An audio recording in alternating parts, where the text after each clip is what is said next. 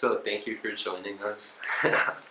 Well, so to start off the interview, we were wondering if you could just describe yourself, a little bit about yourself, your background, education, some stuff about your family. My name is Phil Tajitsu Nash. I was born in New York City, and I was raised in New York and mostly in New Jersey. And I went to school in Bergen County, New Jersey, up by the George Washington Bridge. And then I went to school at NYU as an undergraduate, and then I ended up at Rutgers Law School in New Jersey studying law. I am the product of a Japanese-American mom and a European-American dad. In fact, my dad is a white Anglo-Saxon Protestant, 13th generation, straight off the Mayflower. So I have family roots that go back hundreds of years and roots that go back just to my grandparents on my mom's side. So I have been very interested in the intersection of race and looking at the ways that people interact across different racial groups. And so as I was growing up, I didn't have a lot of racial groups to mix with because it was mostly a white middle-class community that I grew up in. And the only other Asian people that were there, or Asian Americans, were, there was one family that had the local laundry, and much later a Vietnamese American family came, but I basically grew up just with my siblings. And so as I went through school, I had to learn to navigate, being slightly different. In retrospect, what happened was I ended up having a lot of gay friends. As I got to be older, a lot of them came out as gay, and I realized that they were searching for their identity too. So it's wonderful to be in touch with them, and luckily I fought on behalf of marriage equality and other things. So, Great. Yeah. So, Yeah, so that's great. One of the things I was wondering is, everyone seems to think of New York and New York City as like a type of melting pot. So, if there weren't specifically like Asian minorities around, did you get to interact with other minorities, or was it mostly a white middle class neighborhood? well, I grew up for 2 years in the Bronx, but then I moved out to suburban New Jersey. And so when I say a white suburb, it was pretty much white in my town. However, my parents were both civil rights activists, and they wanted us to grow up with a variety of people. So every Friday we went swimming at the local YMCA. I got to meet with a lot of African Americans. We had a person who helped my mom out. She was African American. We had other Latinos that I hung out with. In fact, I helped to start the first Spanish-speaking troop of Boy Scouts when I grew older. Wow. And I was very interested in working with immigrant youth, even though at the time I didn't think of myself as anything special. I just thought I was an American. I didn't really think about race explicitly. But as I started going to NYU, I went to Chinatown. I met a lot more Asian people there, and I realized that there was a bigger world out there. And then when I went to Rutgers, they had a minority student program, which is very strong. And what it did was it brought together a certain percentage of the class that was going to be minority students, and over 50% of the class was women. And so this is at a time when there weren't that many women in the legal profession. So I had an incredible education. Aside from learning law, I had a very strong education. I was on the Women's Rights Law Reporter. I was in the Women's Rights Litigation Clinic. My wife said it's something that every man should get to become a good husband, because I had all these women, sand the rough edges off me. And it was very, very invigorating to be in that type of environment with people who were trying to have social change, trying to have a more equal and just society. So when I got out of there, I was working at the Education Law Center, and I was trying to have, it was something called school finance litigation, trying to have equal education for kids of all different backgrounds. And I also was the Spanish-speaking attorney helping to help kids who had special needs get their treatments if they were Spanish-speaking. So that was my first job. And then my second job, I worked at the Asian American Legal Defense and Education Fund, because I had started to explore my identity. Actually, the way I did it was very funny. In high school, my grandmother arranged for me to go to Japan because there was a Boy Scout jamboree. And so I went over there, and I was like 13 or 14 years old. And I went over there and I got to talk to some of the relatives. And I had grown up speaking some Japanese, and my grandmother was a Japanese school teacher. So I had like a child's knowledge of Japanese. And I went over there, I talked to some of the relatives, and I had just an awakening because I saw myself as being different in a very substantial way. So when I came back, I studied Buddhism, Shintoism, a lot of religions from Asia, and I was taking a comparative religions class with a guy who was a former Franciscan monk, and I said, Professor Marr, do you mind if I teach the classes on Buddhism and Shintoism? And when I think about it, it was pretty arrogant for like, a 16-year-old kid to say, hey, I want to teach these classes. But I ended up doing it. He was very gracious, and I ended up winning a history prize and doing a lot through that. But now, in retrospect, I realized I was learning about my identity because by studying those religions, I went on to read the Quran, I went on to attend the Jewish temple, I went to study the Baha'i, I went to study the Jains. I was just very interested in world religions, and I visited a lot of different churches, temples, mosques. I was trying to find out who I was, and I was doing it through religion. And I think it was a very good way to do it because I met people who were very genuine and very helpful. And so as I started working as an attorney for the Asian American community, I was learning every day. I mean, I'm there to try and help people, but you're helping 50% and learning 50%. The other thing I learned is that public interest law doesn't pay a lot of money. So my sister, who was a paralegal, was making more money than I was as a staff attorney. So someone suggested that I teach. And the program at City College of New York had just opened. It was a legal studies program called Urban Legal Studies. So I went up there and I taught in Asian Americans and the law class. Now, how do you teach Asian Americans and the law when nobody's taught it before? So I started reading some cases, figured I'd talk a little bit about immigration, education, workplace issues, and then something about Chinese, about Japanese, about Filipinos. And so I started to teach the class, and there was just one problem. There were no Asian Americans in the class, and a lot of the kids had never had any contact, any substantial contact with any Asian Americans. So after the first class, I decided to stop and have everybody go out and do an oral history. Go talk to the local greengrocer, talk to the local Chinese restaurant, talk to some kid in your physics class who happens to be Chinese. Next week, everyone came back, and it was a completely different class. They had real understanding, they had real stories, they had a better knowledge of their own classmates that they had talked to. So it got me very interested in oral histories, got me very interested in Asian American history. It made me realize I didn't know a darn thing, and I better start learning, talking to people, and also doing the reading. However, there wasn't that much that was written. So I started writing. I happened to write a law review piece about the Japanese American redress movement, which I was very involved in because my mom and her family had been in the Japanese American camps. And I was writing for the Yale Law Journal, so some students at Yale heard about it and they said, hey, why don't you come and teach here?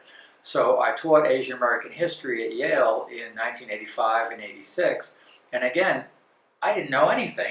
It's really amazing. When you're creating a curriculum, you have to be very open to not knowing anything.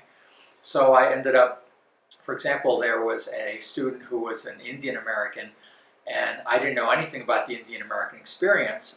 So I said, well, why don't you see if your mom or someone can come? As it turned out, she knew another professor from New Jersey who I got some money. She took the train up, and she talked about the Indian American experience. And I sat in the back and took notes. It was great to get paid while learning. And likewise, there was a gay student in the class. So I invited a Filipino American gay friend to come up and talk about his experience as a gay Filipino American. And so I did this again the following year. Whenever students had a particular interest, I invited a guest speaker. So after that, I went down to NYU, and I was talking to people who said, oh, we need someone to teach metropolitan studies, which had been my major. So I went and I started teaching there, and while I was there, I was continuing to practice law, and I was continuing to help the Asian American Legal Defense Fund. And I realized that there was a need for a course at NYU, so I helped to get an Asian American course going there. Unfortunately, I couldn't teach it because at that point I was invited to teach at the City University of New York Law School. So I left and went over there. So that basically describes my evolution as someone studying and learning about and living the Asian American experience. The number one thing for me was just being open to learning new stuff because there was no one around me who knew the whole picture. People like my mom and my grandmother considered themselves Japanese American. They didn't really think of themselves as Asian American. And I knew blacks, Latinos, others, but again, this identity movement was really growing at that time. Yeah. No, it's very interesting to see how your mindset really led your experiences as far as you just going after wanting to learn more about yourself and other people. So that's very interesting. But I would want to know more about how you specifically started teaching at University of Maryland and how your relationship with the Asian American students at University of Maryland started. Well, what happened was I eventually moved from the Asian American Legal Defense and Education Fund in New York. I moved to DC and I helped to found the national group called the Asian American Justice Center. I was the first executive director for 2 years, and that was in '93 and '94. And I was in DC, and I realized that there was a need for a course down here in the DC area, but I was very busy helping to set up this organizations like the NAACP Legal Defense for Asian Americans. I had an office in LA, an office in San Francisco, and an office in New York. So I was running around doing all this stuff, having a great old time. And meanwhile, I was also teaching law at Georgetown Law School. So, I mean, I was always doing 2 or 3 things at the same time. It was always a little crazy, but it was good. And so when I left there, I started doing other things, and I was invited to come over and start teaching at the University of Maryland. Sung Kyung Kim was a person who had been the founding faculty member. Professor Will Liu, who's now teaching here, was a graduate student at that time. And so they reached out to me, and I started teaching an Asian American history course in 1995 or 6, I can't remember which. But I started teaching history because I had taught the course at Yale. I guess they figured they wanted somebody who they could get through the credentialing process because most administrators don't want to take a risk. And they knew that I had taught the course at Yale already, so they figured, well, let them just teach the same course here. So I started teaching. And the thing that was fascinating was the students were very, very energetic. They were very, very gung-ho about starting a whole program. The problem that I had had at Yale was there were so many institutional problems to setting up a new course. I would never be able to move from an adjunct to a full-time status. It's just full of bureaucracy, whereas the University of Maryland seemed to want to have this. So the provost, Dan Fallon, had given some money to help get a study going, and there had been some research done about what they should do. The students have started a group called WASP, Working for an Asian American Studies Program, which is a kind of funny name, but it's very clever. And those students were just so dynamic. Now, as it turns out, I've stayed in touch with all those students for over 20 years now because they were just a core group that was very, very dynamic, very friendly with each other, but also very politically committed. And so as I worked with them, they were like students I had worked with in other places, but they were very cohesive, very dynamic. So I shared with them some of the things that I had learned in helping to found the Asian American Justice Center, the Asian American courses at Yale and NYU, and even the Asian American Legal Defense Fund, which just had its 45th anniversary founding this year. So I've been kind of a person who starts things throughout my life, and then I kind of hand it over to somebody else. But I've stayed here at Maryland. It's been like 28 years now. I mean, it's 95, 50, yeah, like 23 years now. So this is the longest I've been at one place, and I've been an adjunct, so I've been able to do a lot of other stuff, but it's great to have that continuity with the students and the administration and the alumni during the 20-something years I've been here. So you mentioned how you still keep in contact with many of the students from 20 years ago. Can you actually paint us a picture of what it was like to be on campus around that time? And what are some vivid memories that you have that can help us understand the life in the university around the year 2000? Well, first of all, there are a lot less buildings. I mean, as I walk around campus now, there are so many new buildings here, and there's no parking spaces. So I can tell you at that time, it was much easier to park, and there were just a lot more open spaces. So that's a problem that every university is having now. They're just overbuilding, and I hope they'll have enough parking at some point. But I think it was easier to get to know everybody because it just seemed like a smaller place. And the people who were part of any founding cohort tend to be very together. I remember eating more meals with those people. I remember just having a wonderful experience, sharing some of my knowledge, but also learning from them. And they were very tight with the African American students and other groups, so they were learning themselves from many different places. And around that time, a little bit later in 2001 was when the World Trade Towers went down. That changed everything, obviously, because it became a lot more of a lockdown situation nationally and on campus. And I think the need to help learn more about the Muslim community, about South Asians in general, I mean, it just became imperative to increase that part of Asian American studies.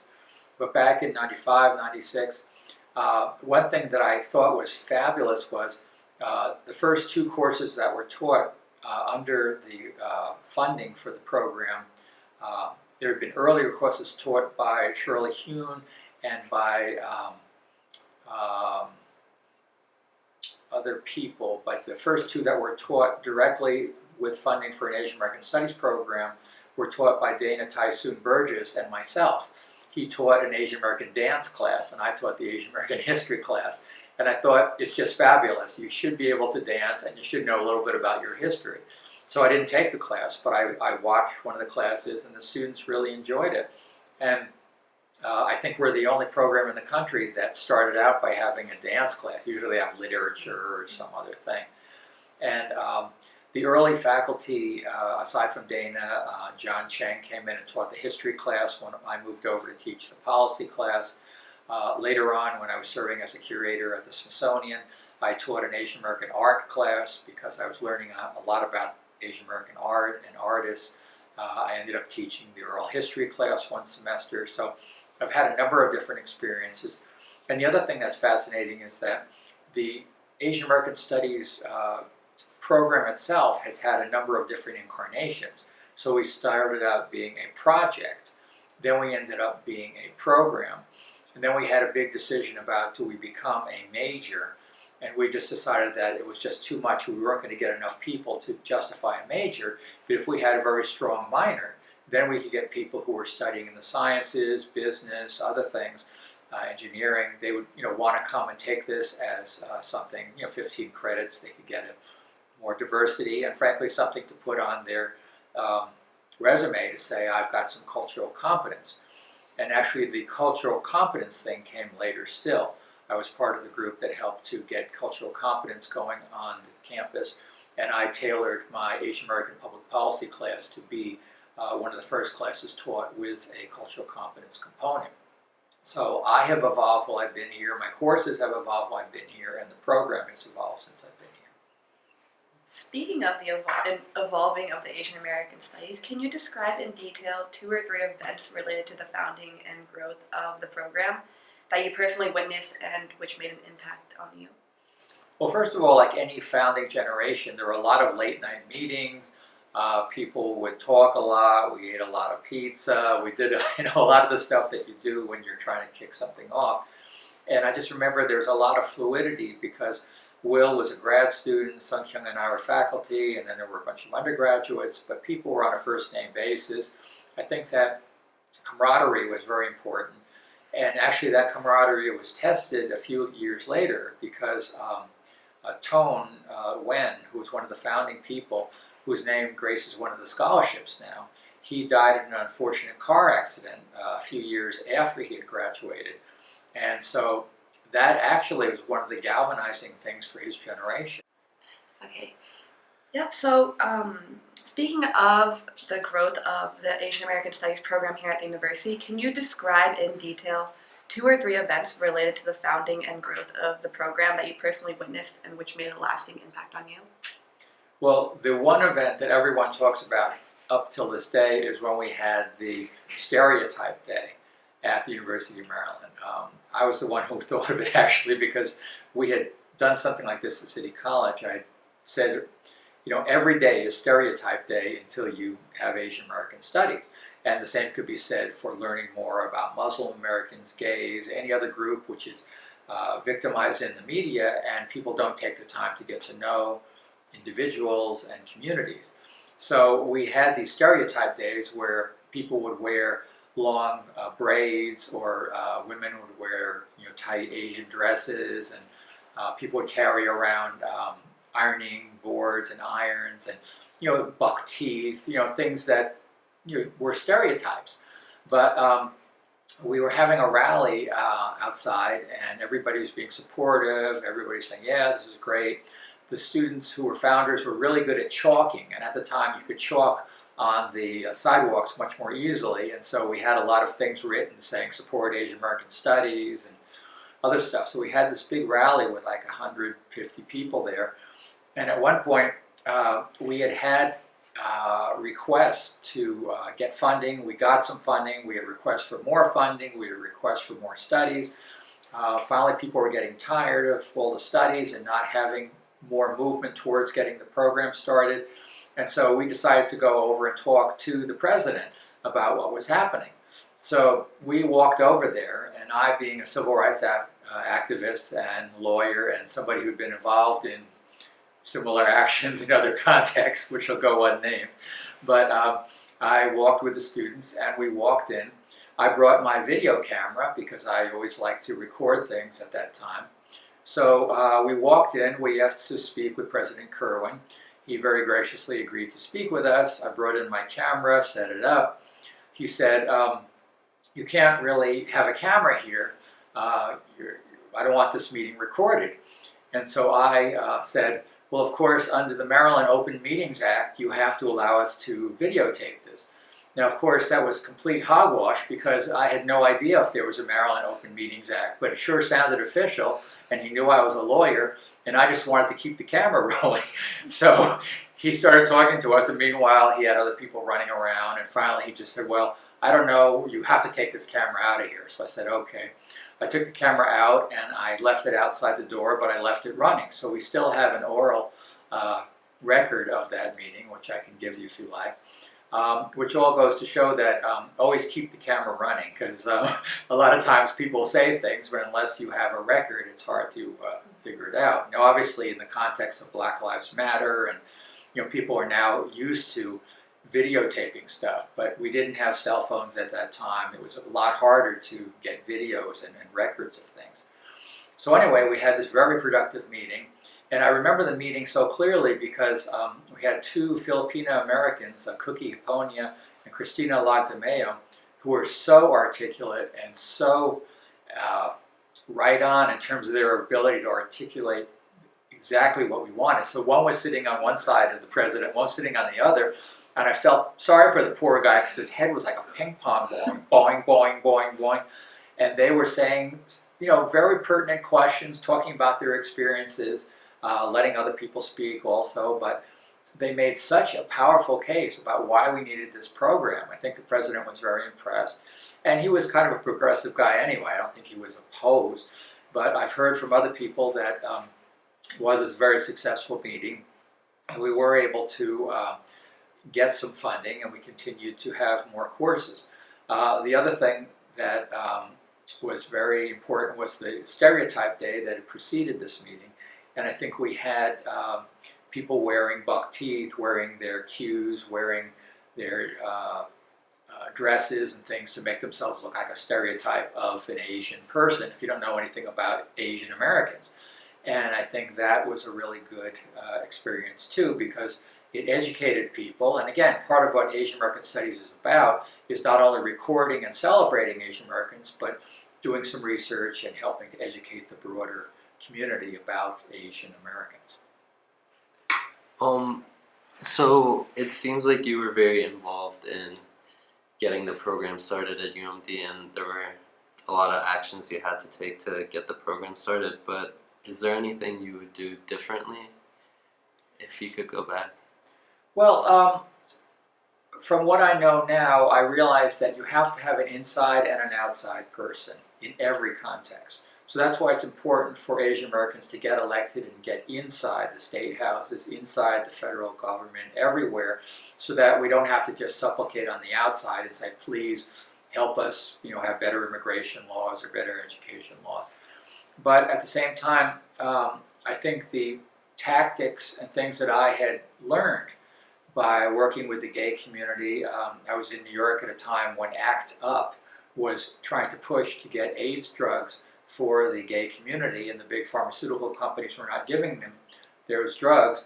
And so the mainstream gay community said, please don't rock the boat, we're here, we have our jobs, don't out us, don't make things uncomfortable.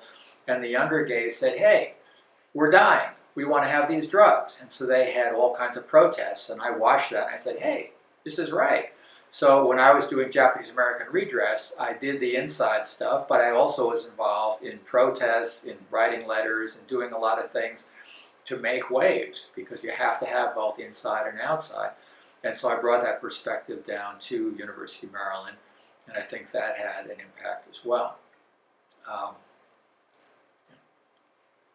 So it sounds like Asian American Studies has really impacted your life. Can you explain how its founding and growth has affected you personally in both your personal and your career? Well, I've changed and grown immensely because, to finish up with Soroush's question, I think as I grew with the students and with the program, I saw that there are different ways to get things done. Sometimes it's better to push on the inside and don't push too much on the outside. Sometimes people are recalcitrant and you have to call them out and you have to embarrass them. But oftentimes in an institution, these people are going to continue to be around. So if you make enemies, they're going to be there, and you don't want to do that. So I think I might have pushed a little bit too hard at the beginning, but ultimately we have the program, so who's to say? I think also there are ways in which we could have planned better about what courses we were going to have and planned, it's always easy with 2020 hindsight to say, yes, first we'll have history, next we'll have art, then we'll have literature. Sometimes things just happen based on the people we had available. Because don't forget, a lot of Asian American studies, the gravity of Asian American studies was on the West Coast.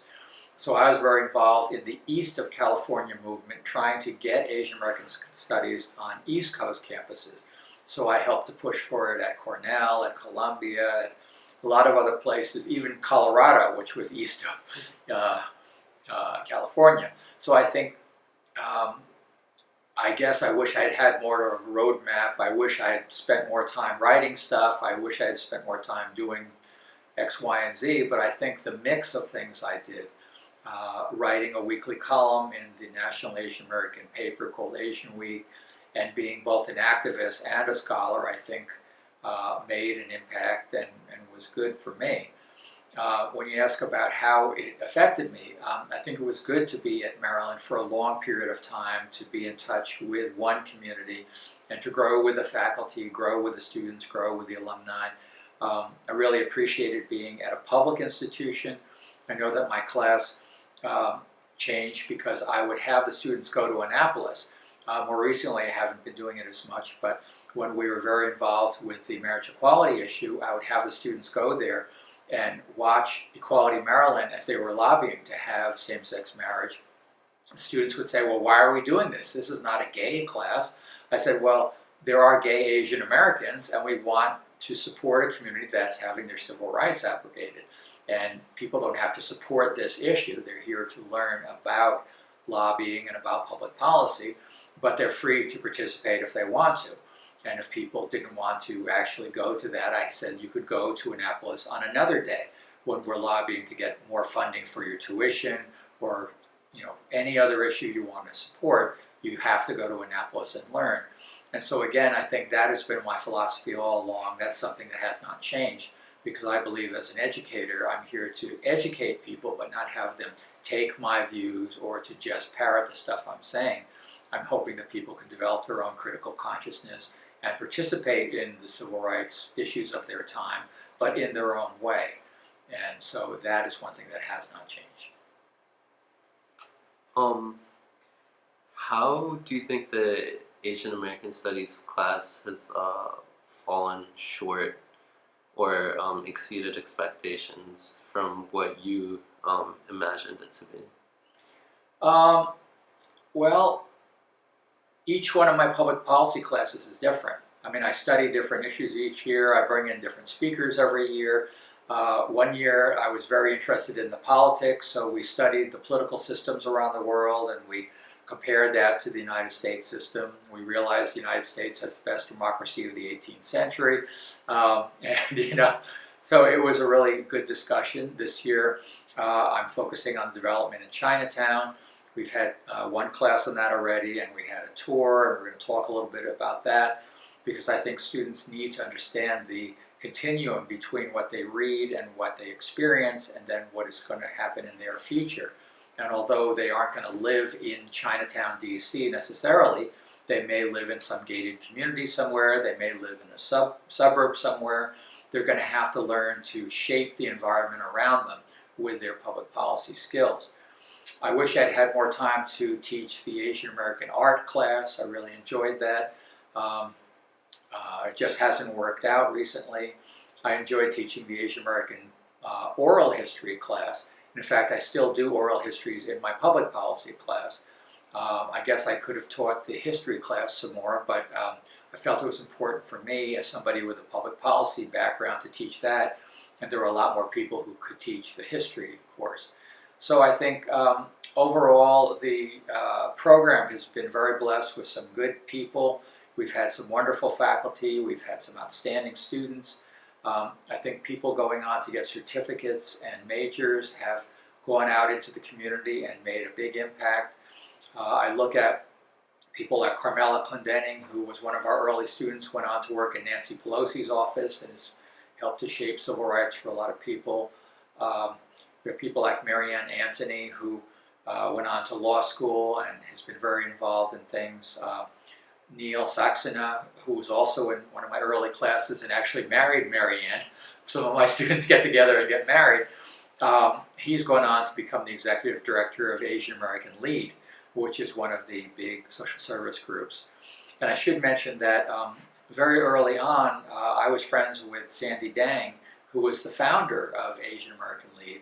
Sandy took a class that I was teaching at the Institute for Policy Studies called Fundraising for Communities of Color.